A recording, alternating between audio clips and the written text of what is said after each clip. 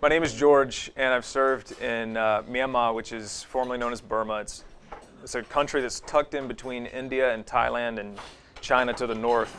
And I've been there for 5 years. And I'm going to start by telling you this story that actually includes Ray and Buddy and Zach.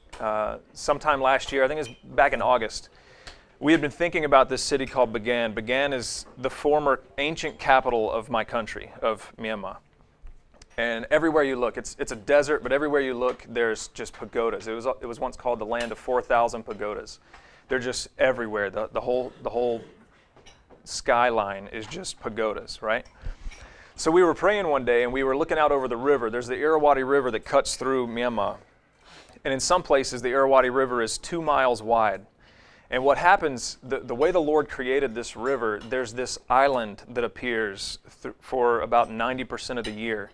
And it's this massive island that's so big that you wouldn't think it's an island. You think it's the other side of the river, but it's not. It's just an island. And so we were praying, and I was looking out over the river, and I felt like the Lord was leading us to go out to this island. Because there's families out there, there's villages out there. And so when these guys got to Myanmar, we traveled up to Bagan, which is this city, and we went down to the shoreline, and we rented this tiny little boat, and we made our way across to the island. And we had no idea what it would be like when we got to that place. In fact, we stepped out onto the island into the sand, and we really didn't even know where to go. We kind of just started following these women, these Burmese women who were carrying packages on their heads that they had just brought in from the city. We just followed them up this sandy coast, just assuming that we would make our way to a village.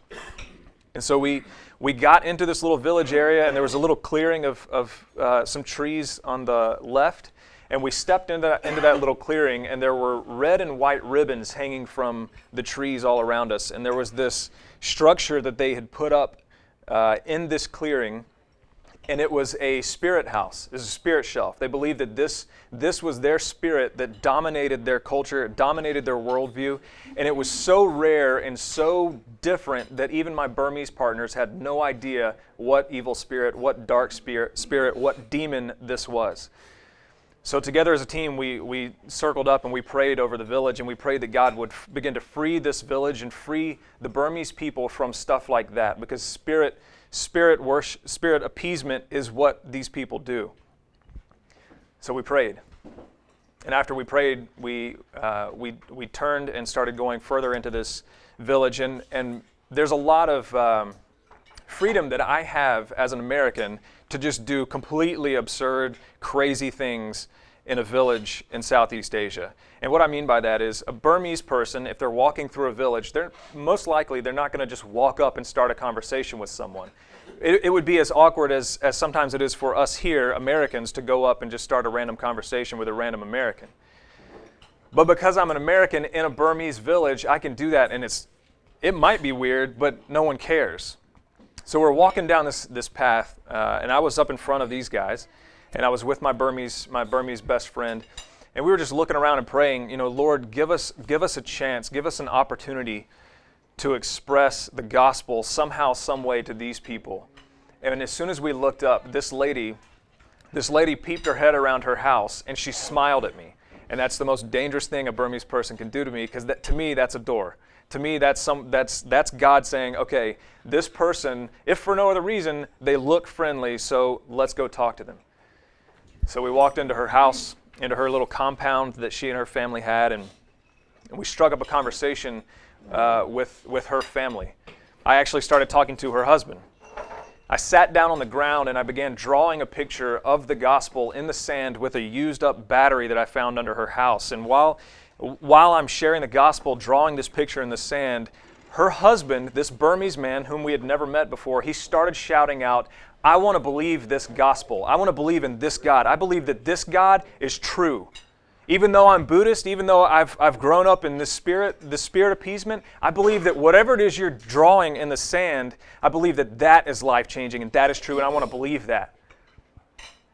Well, these guys were on the other side of the house talking to his wife, and when she heard him say, I want to believe that gospel, she started yelling at him, and she said, no, no, no, no, no. You can't believe that gospel because you're Buddhist. You can't. Your family's Buddhist, your culture's Buddhist. You can't step away from this. Don't betray our family.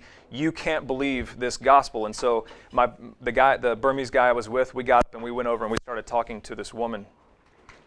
And in the midst of our conversation, she stopped us and she said, look, you say that your God is powerful. And we said, yes, that's true. We believe that our God is powerful. And she said, you say that your God is strong enough to forgive the world of sin, to forgive anybody who would turn to him, anybody who would believe in him. You're telling me that your God is powerful enough to wipe their sin clean and change their heart and change their life? And we said, yes, absolutely. And she said, well, here's the challenge for you. We're farmers. We're farmers on this island. It's 3 months into the rainy season. The rain has not come. If your God is that powerful, can he make it rain? Can your God bring the rain? You would tell us stories about how your God created everything. Your God can send the rain. Your God can stop the rain. Your God can send floods and earthquakes and do all these things, and he created all things. Can your God bring rain to bring relief to my family? And this is where you got to prove your toughness, because everybody here who believes in God, you would say, yes, my God can. But there's a difference between saying my God can and my God will. And she was saying, if your God is so strong, ask your God to do it. Will your God do it? So the Americans probably cringed a little bit. We all kind of cringed a little bit. The Burmese guys, they were on it in an instant. They were like, absolutely, our God will do it. We will pray right now. Our Burmese guys have seen crazy things. Our Burmese guys have stepped into villages and they've walked up to the well where the village gets their only source of water. And the village leader says, look, we're all Buddhist. We're all thirsting to death because our well is dry. Our Burmese guys pray over the well, and the next morning there's water. So our guys have seen miracles. Our guys have seen stuff. And so our guys are like, yes, our God can bring the rain. And so the white guys, the Americans, we're like, okay, yes, our God will make it rain. And so together we circled up and we prayed again. We crossed back over to the mainland. The next day was actually our last day in this city. And so we wanted to stop by and see a friend that we had made over the trips, the previous trip and this trip. He's a sand painter. He mixes the river sand with the paint, and then he paints these cultural pictures, and it's pretty unique. So we went to see him, and Zach and Ray and Buddy were sharing the gospel with the family of this sand painter. And while they're sharing, the neighbor of this sand painter can hear them. And at some point in their conversation, they brought up the rain. And when they said something about how our God could make it rain, or we prayed that God would bring the rain, or whatever it was that they said, this lady in Burmese started passive-aggressively yelling at them and saying, no. They think that their God is so strong. They think that their God is more powerful. It's not going to rain. It's not going to rain because we have a special monk coming to our pagoda, our temple tonight. So he's stronger than their God, so it's not going to rain. And I'm not kidding you. It's like a movie. It literally started raining. The moment she said their God can't do it, it started raining. And so we loaded up on a bus that night. It was still kind of raining. And at some point, actually, one of my Burmese friends told me that he went back to the edge of the river and he looked out, while it was raining, he looked out to the island where we had been, and he couldn't even see the island anymore. It was raining so hard. So we loaded up on the bus and we traveled back to Yangon, and these guys flew back to America. So a week later, I got a phone call from one of our Burmese friends in that city, Bagan. And what had happened was one of the villagers from that island crossed over to the mainland, and he found our friend and he said, look, you need to call your friends because it's been raining nonstop for a week. It won't stop. But here's what's great about it. Here's what's crazy about it. It isn't just that they were like, yeah, you guys came and you said your God can make it rain, and now it's raining. These Buddhists were making the connection that our God is that strong, that our God can do what he says he can do, that our God does have that kind of sovereignty and control over things. They were seeing the power of God. And so we rejoiced. I sent emails back to these guys, and people were praying and praising the Lord and all that stuff. Well, a week later, we got another phone call from the same folks. And they said, look, the villagers came back from the island, and They recognize that you prayed and your God sent the rains, and now they would really like for you to pray and ask your God to make the rain stop. It rained solid for 2 weeks. It rained so much that the water level rose. So the island comes up out of the river. I mean, it's a pretty good walk up into this village. The water rose 6 feet higher than the ground of the village. That's how much it rained. And so these Buddhists were like, look, your God's powerful enough to bring the rain, so now please have your God stop the rain, because it's washed all of our animals away, it's washed everything away. And so we thought, okay, this is a great chance for us to send our guys back to this island. They're going to go in, and they're going to go in with a message of mercy. That our God, who has the ability to bring the rain, has the ability to stop the rain, also has the ability to extend incredible mercy to you. Amen.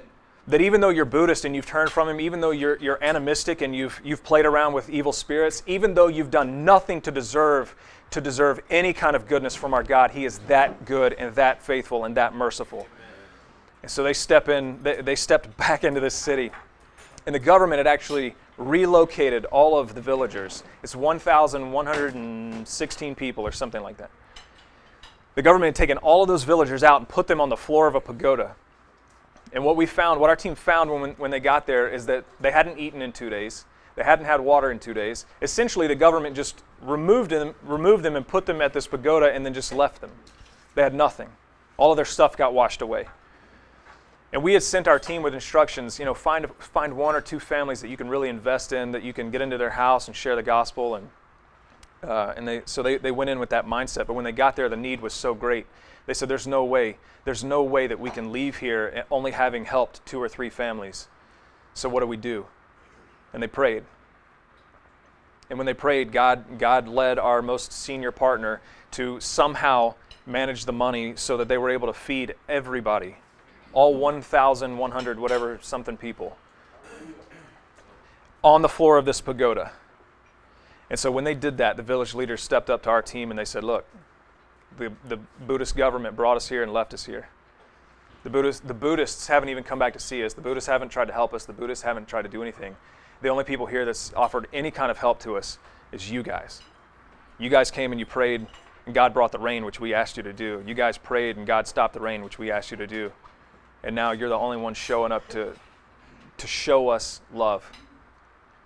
And so the result was that the village leaders at this pagoda handed our most senior partner, handed him a microphone and said, you know what? First of all, he said, you can come back to our village on the island anytime you want. And not only can you come back, but you have free reign to do whatever you want, to say whatever you want in anybody's home. You have free reign over all of this.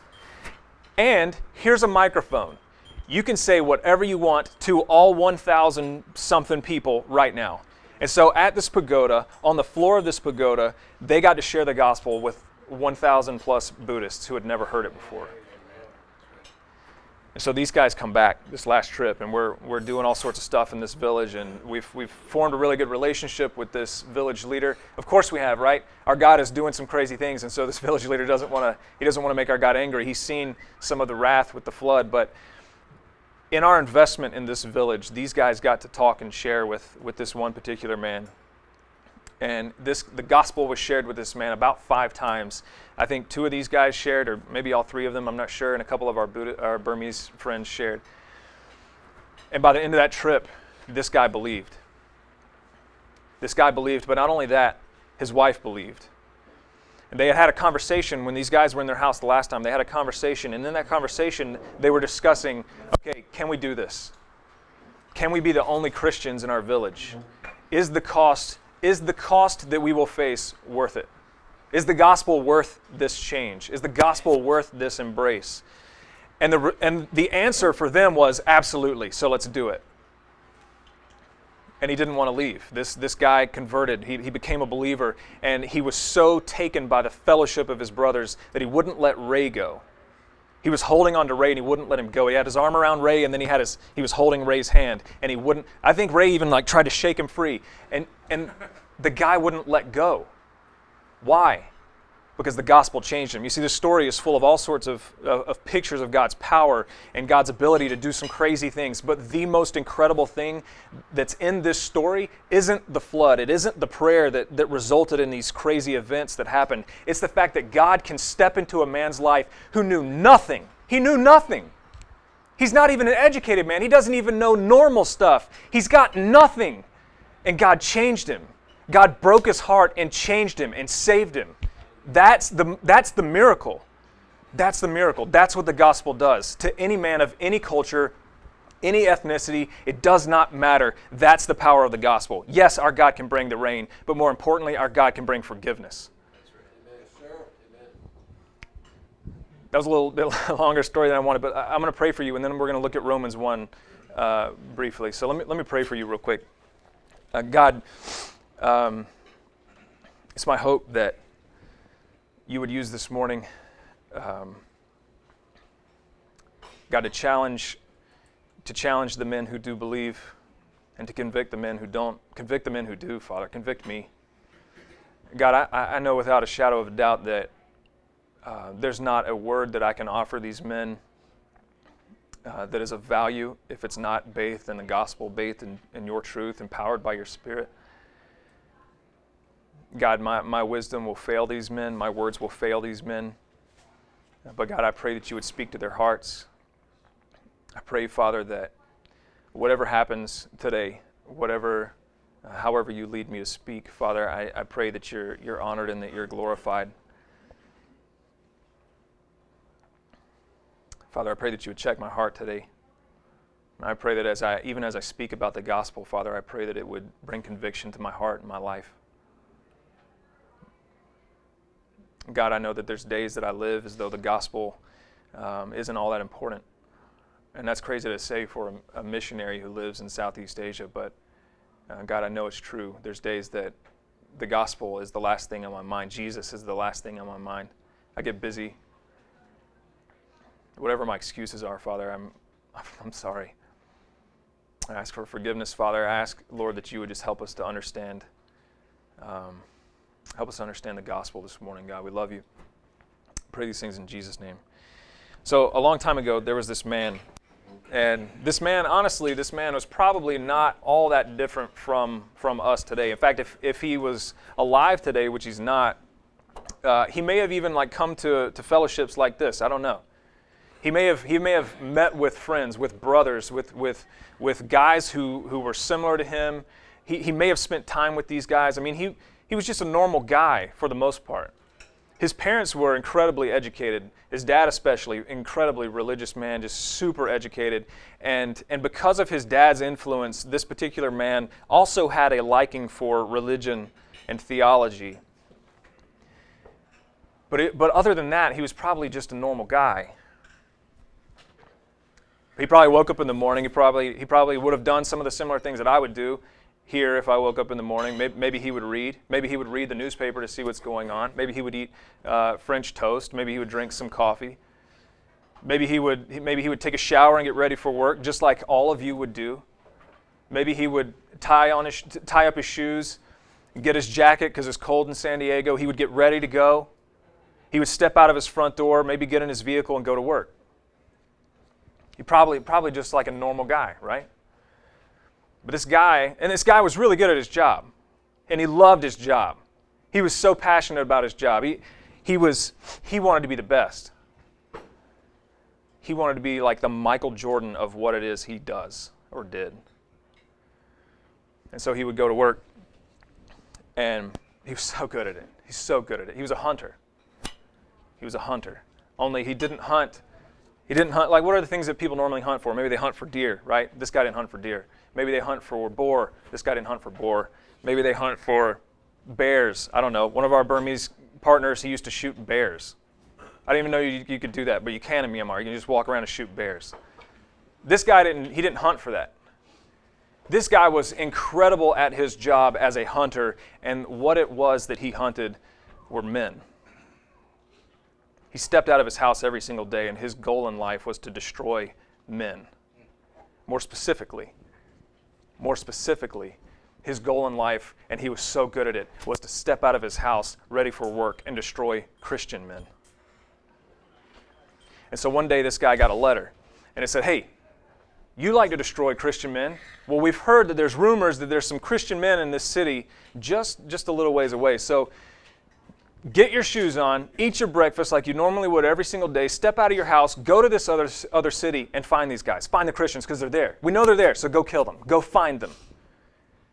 And so he loaded up himself. He got himself ready. He started walking. Started on his way, on his journey to this other city. Now, there's descriptions of this man. His name was Saul. There's descriptions of this man, and he was so terrible that the descriptions say that he breathed out murder. His hatred for Christian men was so strong that he breathed murder. He would have no problem killing any of you if you say that you believe in Jesus. He would have no problem persecuting any of you if you say you believe in Jesus. So this guy's on his way to this city to find these Christians, and something happens. Something happens. This bright light happens, and it knocks him to the ground, and he can't see anything, and it's Jesus.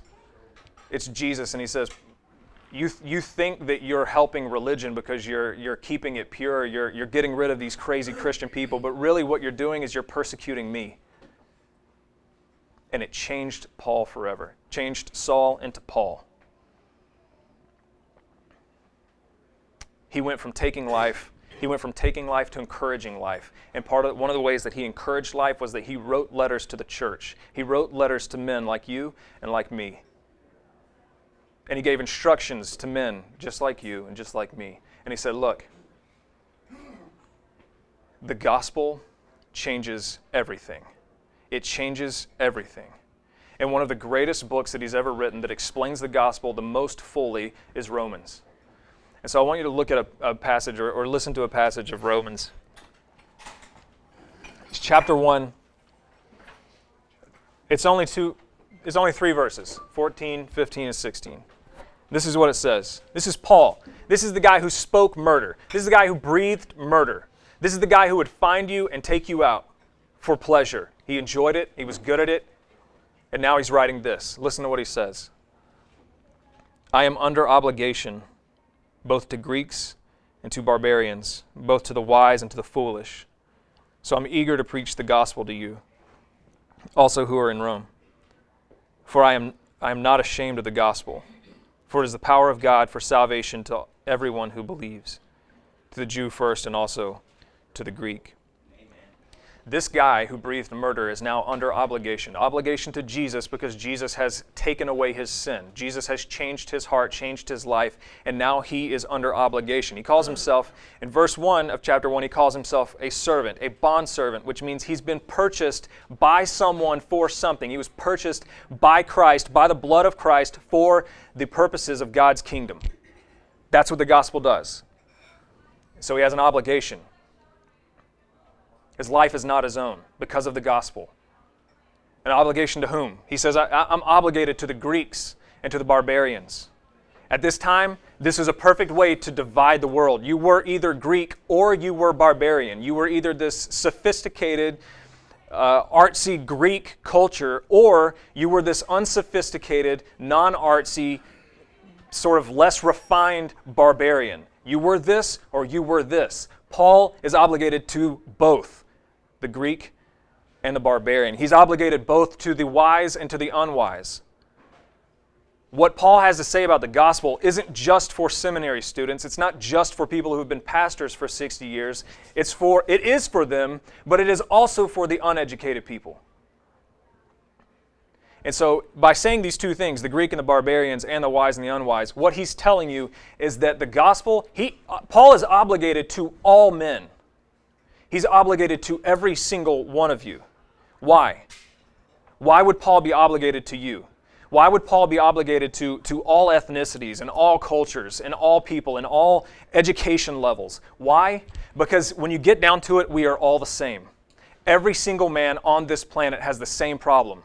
And you know what? Some of you, we don't like to admit sin. We don't want to face sin or confront sin. And that's fine. That's fine. But our disbelief or unwillingness to believe in sin and a God who's going to judge it, our just because we don't believe it doesn't mean it's not true. It is true. Paul says, I'm obligated to all people because all men at all level, in all countries, in all cultures have the very same problem, and that is sin. And all men in all cultures, all over the world, all men are trying. They're trying to get rid of it. They're trying to live well, or they're trying to fix their life, or they're trying to get themselves together. And Paul says, look, I'm obligated. I'm obligated to all of you because we all have the same problem. It's sin. And the result of sin is death. Whether we want to admit it or not. Preachers have to be so sensitive in America now that no one wants to say that. That is true. The result of sin is death. Eternal torment. So Paul's obligated. Obligated to do what? He says, look, I'm obligated to preach the gospel to you. I'm obligated to preach the gospel to you. That's why I go to Myanmar. Not everybody's called to Myanmar, but why do I go to Myanmar? Because we are obligated to take the gospel to the Burmese man. The average Burmese man lives on $2 a day. He's probably addicted to this stuff called betel nut, which sits in their mouth kind of like chewing tobacco, and it stains their teeth this incredibly dark, rich, red color. It's all over the ground, and in fact, there's this joke when you get to Burma that says, those aren't blood puddles on the sidewalk, it's betel nut. And it is. There's just betel spit everywhere. So the average Burmese guy is addicted to betel. The average Burmese guy, he works probably as a farmer. The average guy is a farmer. Inside the city, maybe he works at a tea shop. Maybe he's a taxi driver. The average Burmese man is probably an alcoholic who's probably abusive and terrible to his wife and ignores his family. The average Burmese guy is Buddhist. The average Burmese guy is a spirit appeaser. Every Saturday I would prayer walk with my guys, the guy that I'm closest with. His name is Kwale. And we would go to this guy's house, and every week we would prayer walk, and then we'd end up in this guy's house and try and share with him.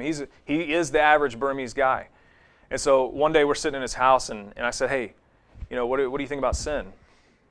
And this is after many conversations, many times of fellowship with this guy. And he said, oh, look, I know I have sin. They have this sound that if something's very true or something really irritates them, they'll do this. They I don't know what that's called, clucking or something? I don't know.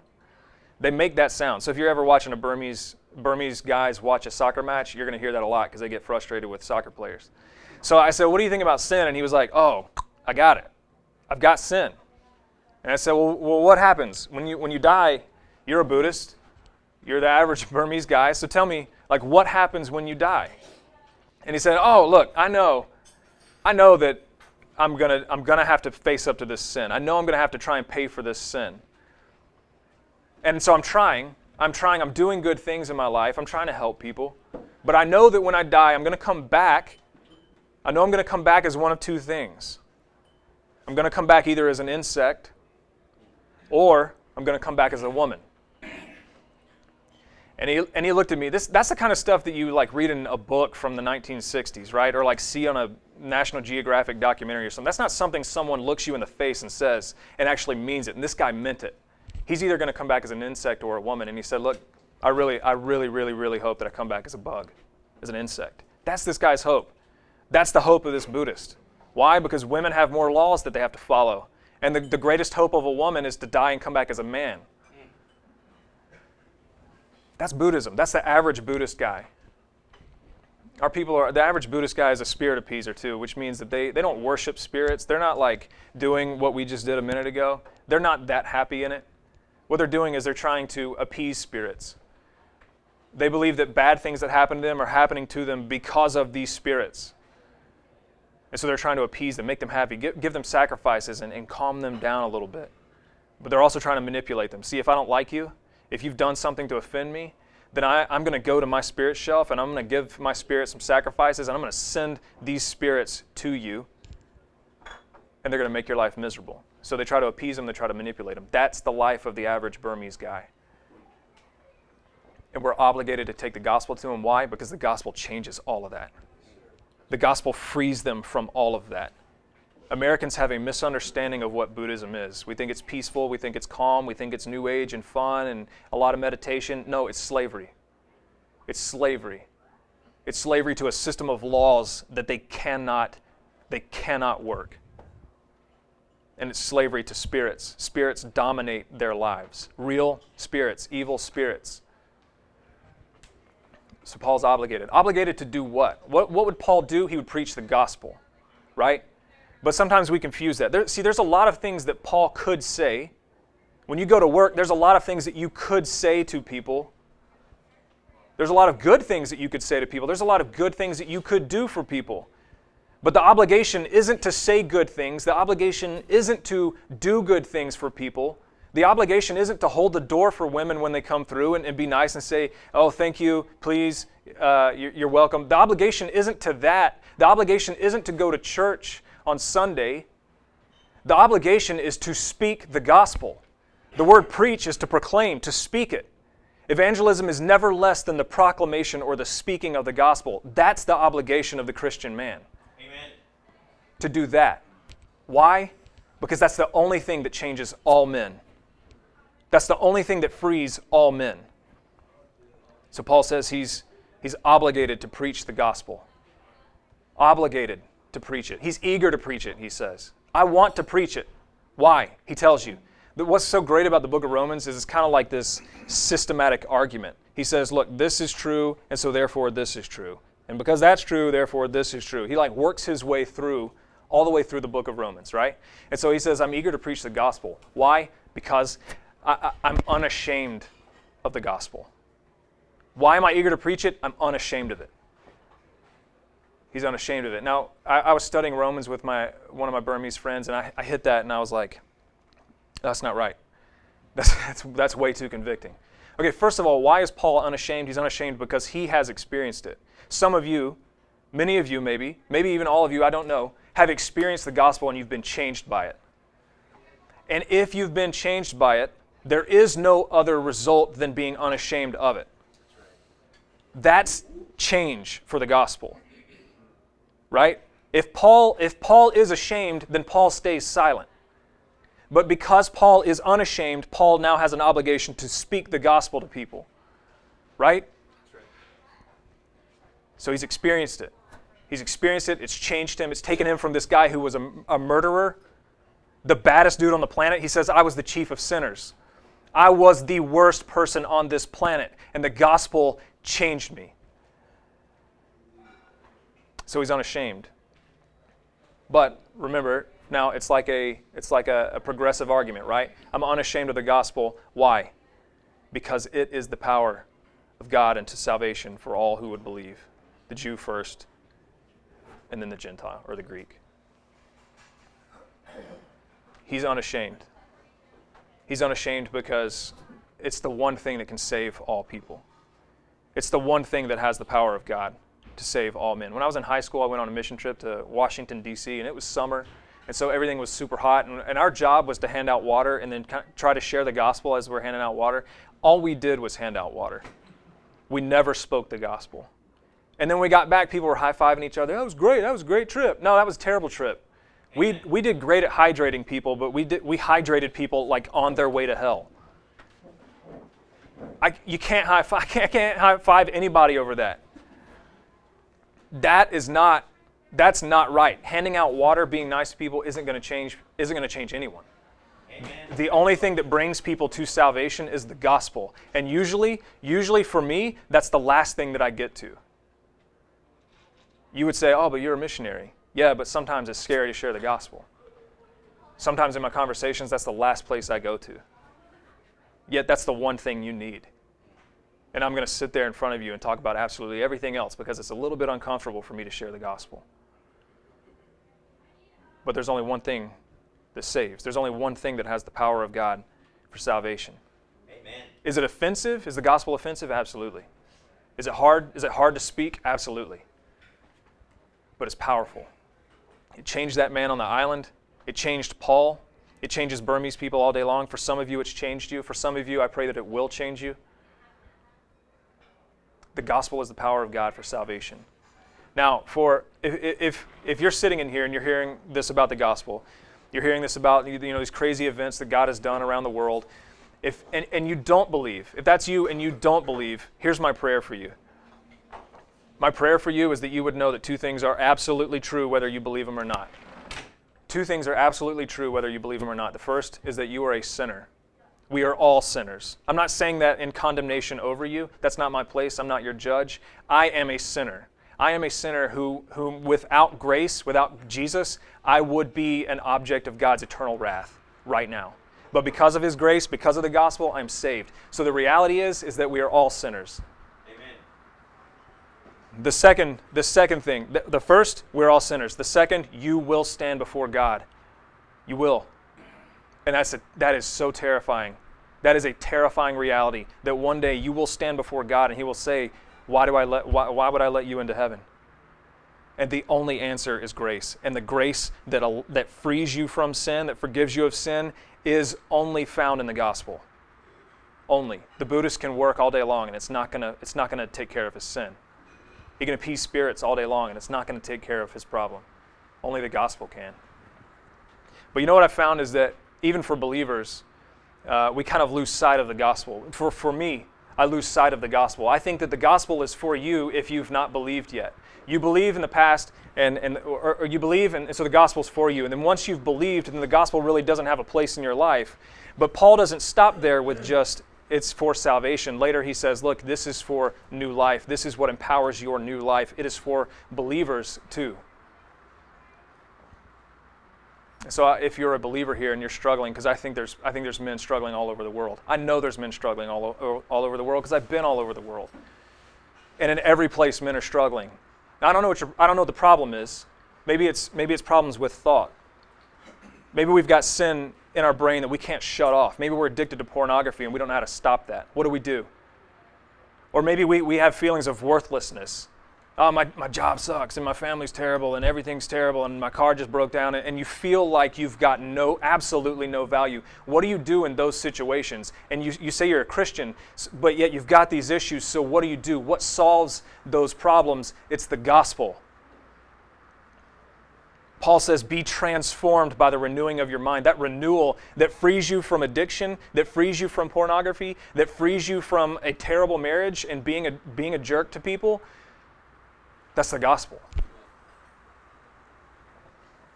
So maybe the problem is in your thoughts, or maybe the problem is in your marriage, and maybe you don't know what it means to sacrifice for your wife. I don't. That's a struggle. If it wasn't a struggle, then there would be no divorce rate, right? But it's a struggle. But Paul, in another letter, teaches exactly how to have a healthy marriage, exactly how to honor women, exactly how to glorify God through that relationship. And you know what he says? The key to a happy marriage is the gospel. He instructs you how to do it. So maybe it's thoughts, or maybe it's your marriage, or maybe it's even your job. Maybe you're like, man, this is terrible. I really hate getting up in the morning and I don't want to go to work, and my job, I'm not making enough money. This can't be all my life is. This can't be all there is for me. And it's not. God has a plan for you. If you are a believer and you have been changed by grace, God has this incredible plan for you. The problem is we don't pay it any attention. We do our own thing. We get ourselves in trouble and then we're like, well, where was God in that? The answer to that is the gospel. And the most pressing, important problem that I've seen around the world, and in me specifically, is obedience. Paul was changed by the gospel, and so Paul spoke the gospel. And the reason that we struggle here, the reason that the American church struggles, the reason that the Burmese church struggles, is because too often men are silent. Too often our silence tells the world that at some level we are indeed actually ashamed of the gospel that we say is powerful enough to change us. And that can't be the case. That can't be the case. Because it could be right now this morning that you're even sitting next to someone who needs the gospel to come alive. And they won't get it because we're ashamed. We're silent. The gospel commands obedience, and that obedience is to speak the gospel. Let me pray for you guys, and and we'll fellowship afterwards. God, God, I'm fully aware that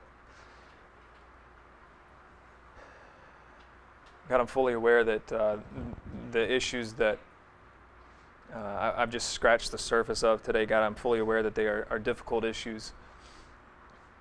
And God, I know that there's men who are here and they're hurting. I know that I've hurt. God, I know that it's not